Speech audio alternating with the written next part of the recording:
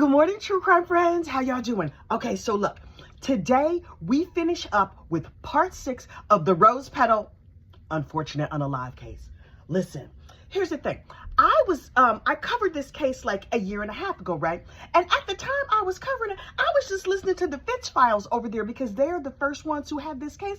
So I would listen to their podcast every week. And then I would be like, oh my goodness, I need to summarize this from a true crime BFFs, right? And so I may or may not have talked some smack about the good people down there in South Carolina. And also Fitz News staff in particular, Fitz News staff in general, and Will folks in particular. Y'all, I did not know that they had the internet in South Carolina. Nobody told me. So I may or may not have said, quote, Will folks got in Nikki Haley's drawers. Well, it turns out Will heard me say that.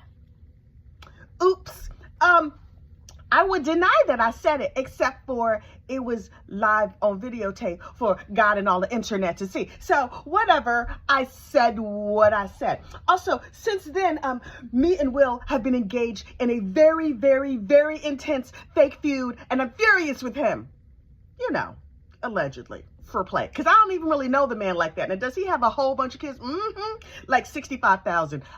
That's what I reported, 65,000. Anyway, and I also heard that he may or may not have stole one of them monkeys down in South Carolina.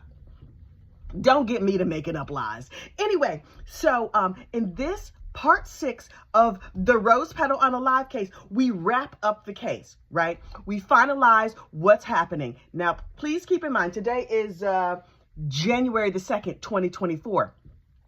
Zachary Hughes, the accused in this case, goes on trial I believe it's January the 13th, 2024.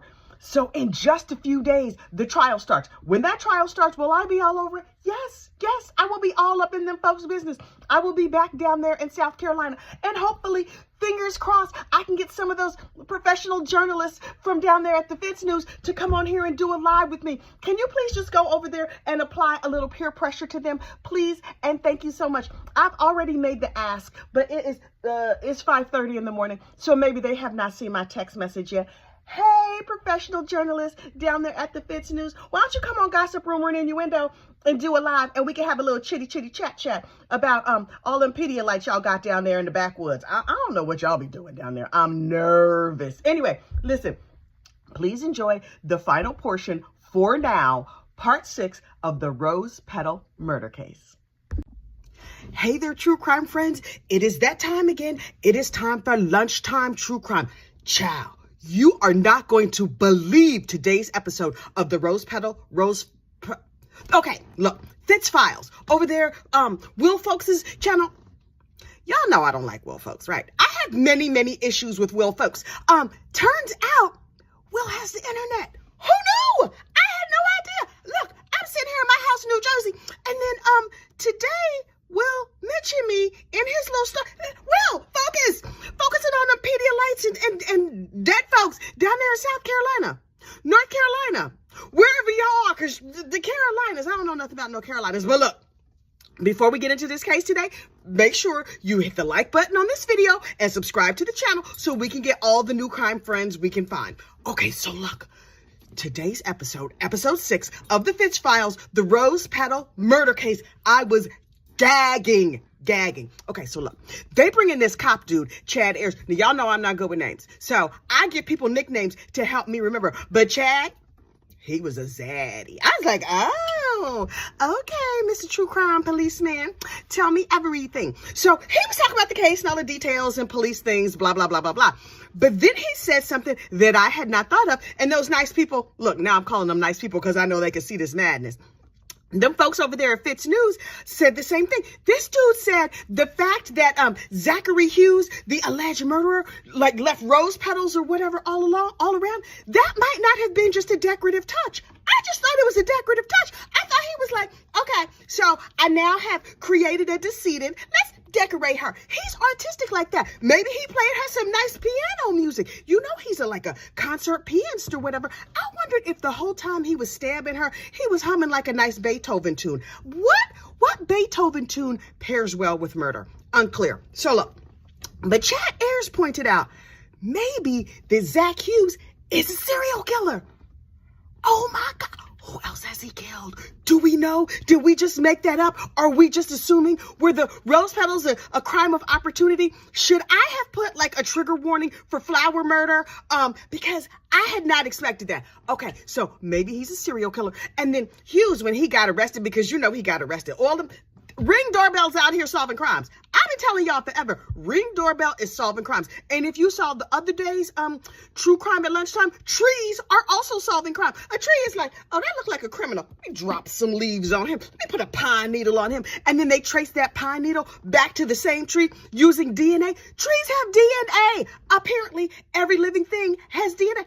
I thought it was just people and ne'er-do-well baby daddies. But apparently, everything has DNA. So govern yourself accordingly.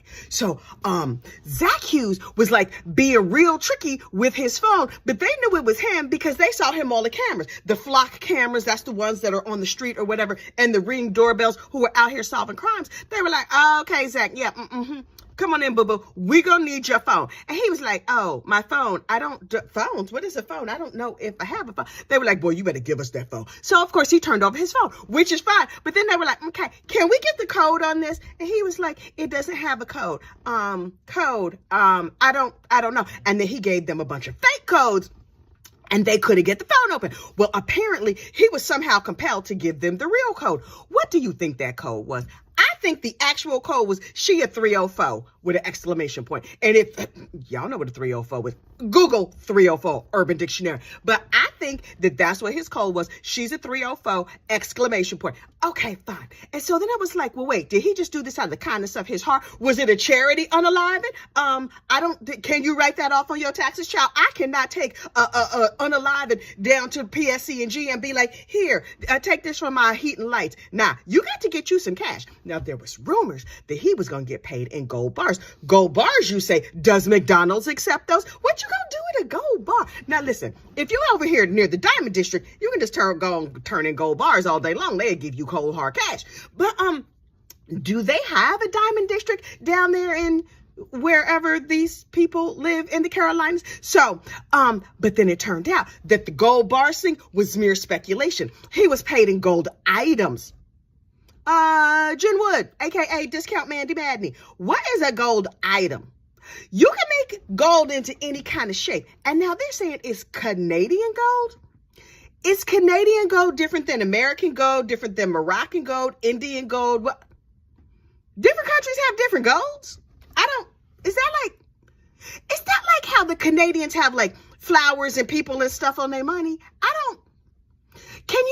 Is it interchangeable? Like if you do go to PSC&G with some gold items, are they like, oh no, these are Canadian items. I'm sorry, you're going to have to bring us the American gold bars. Thanks so much. Who's next? I don't understand. So we're going to find out more about that. And then when John Mello finally came back to the United States, Mr. Melodrama, you know John Mello, full of piss and vinegar, right? He came back without a phone. Sir, you mean to tell me you've spent all of this time just running around the globe and being over there in Italy, which you claim to be your homeland, which we know is not your homeland because your homeland is Massachusetts. Okay, now, to be clear, some parts of Massachusetts could be confused for Italy if you just go buy the food and if you're just in Boston at the good Italian restaurants, because there are some good Boston Italian restaurants, but it's not the same thing as going to Italy. But this fool claimed that, oh, I'm in my homeland of Italy. That's where he absconded with the child too. And he was living over there hiding his baby from the dangerous baby mom. And I'm like, okay.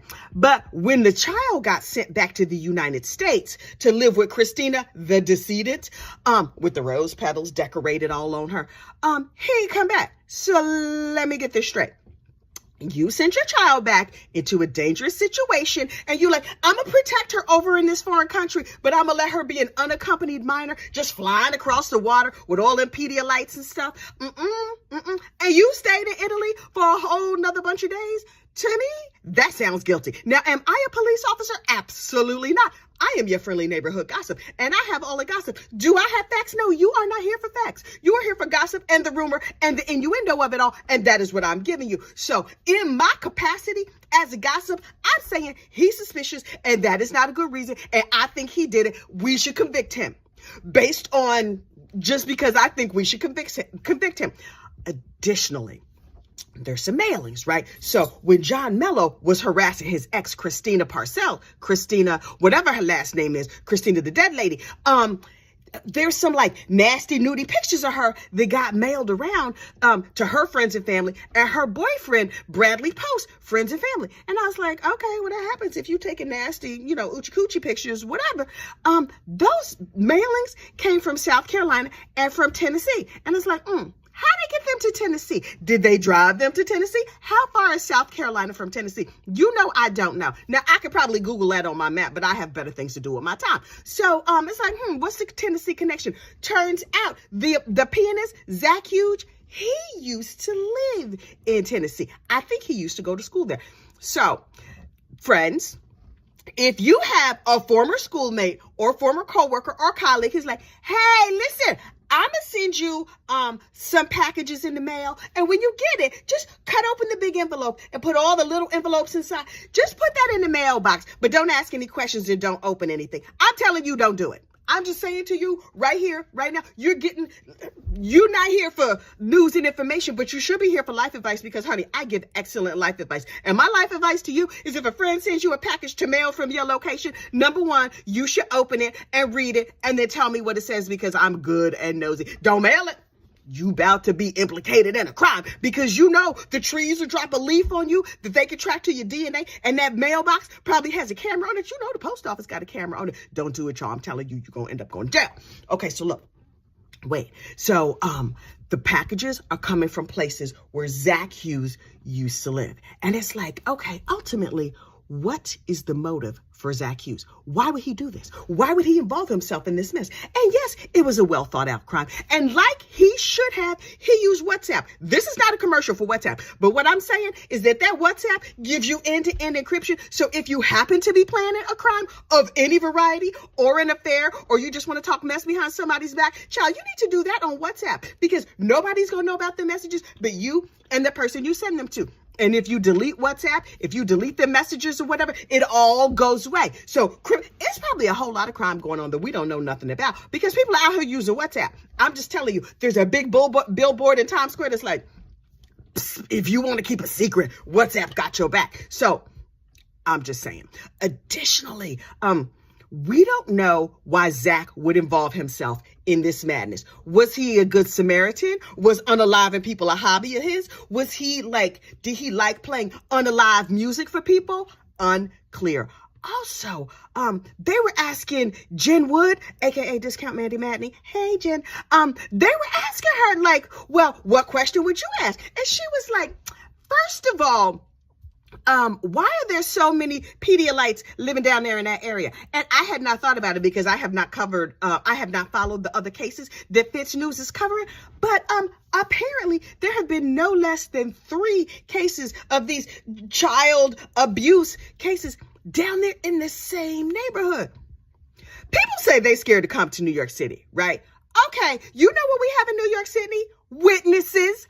A lot of them, and not just cameras that people have to find and figure it all out. No, live human witnesses standing right there beside you who could be like, yeah, he did that. And then they gonna go on about their business because minding your own business is highly prized in this part of the country. You know what they don't have out there in the country? Witnesses. Now listen, the tree's gonna give you up. Now that we know that, the trees is just dropping DNA and you can do DNA, or you can do a buccal swab on a tree and they can find you. But, somebody has to report it first. New York City, it's 100 people right here beside you who can report it. You're not going to go unmolested. I mean, you will go unmolested. And if you get molested, it's a whole bunch of witnesses down there in the country.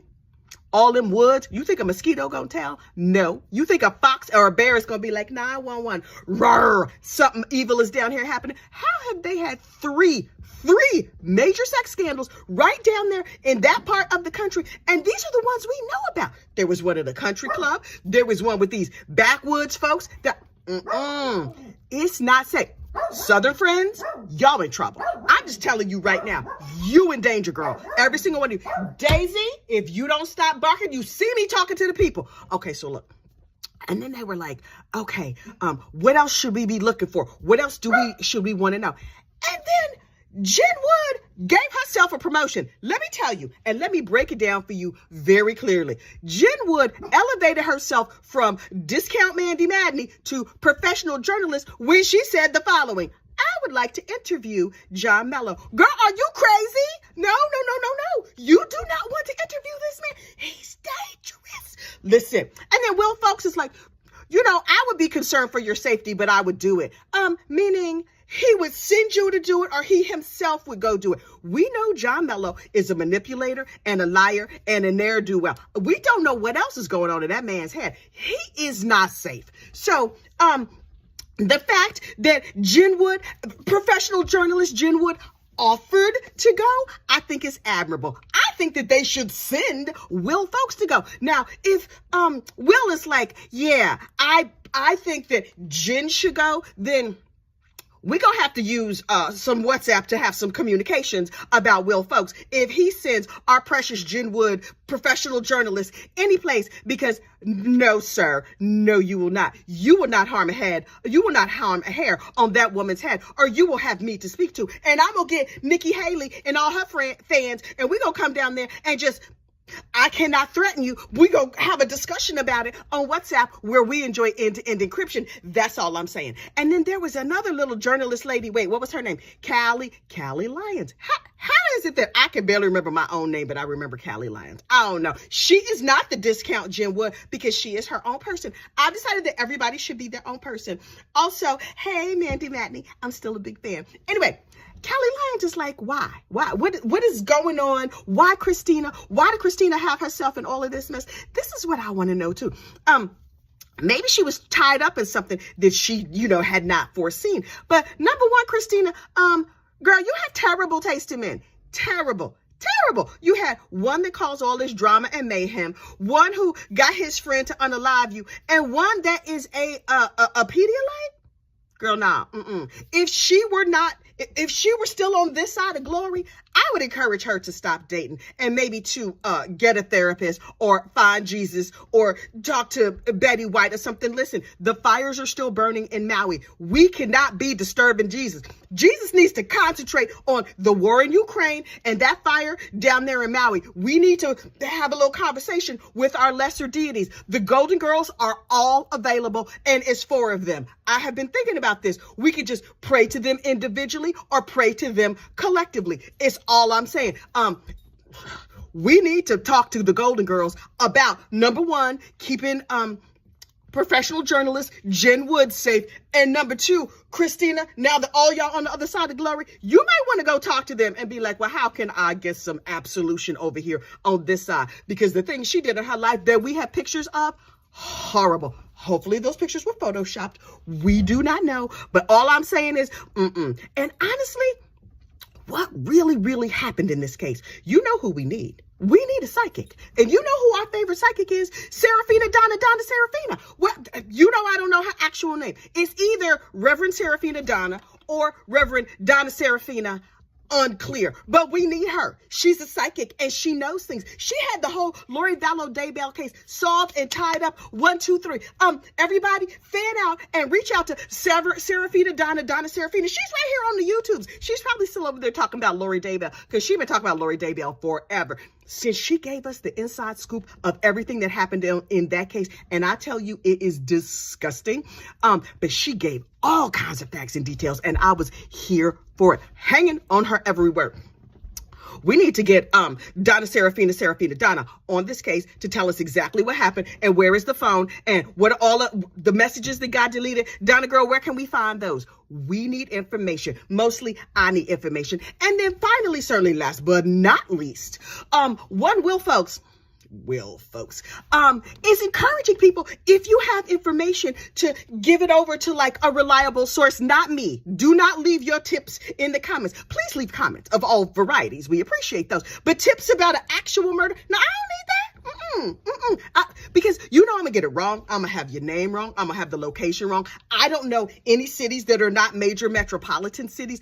I'm just saying, I know New York City, Miami, Hackensack, New Jersey, and Los Angeles. Everything else is just like a big conglomeration of Pedialites and cows and corn and land. I don't know nothing about the rest of the country. Even though I grew up in the middle of it, it's been 30 years since I lived over there in the middle of the country. I don't remember nothing about them places. I have intentionally washed it from my mind because my brain is full of other stuff, mostly other people's business. Okay, so look.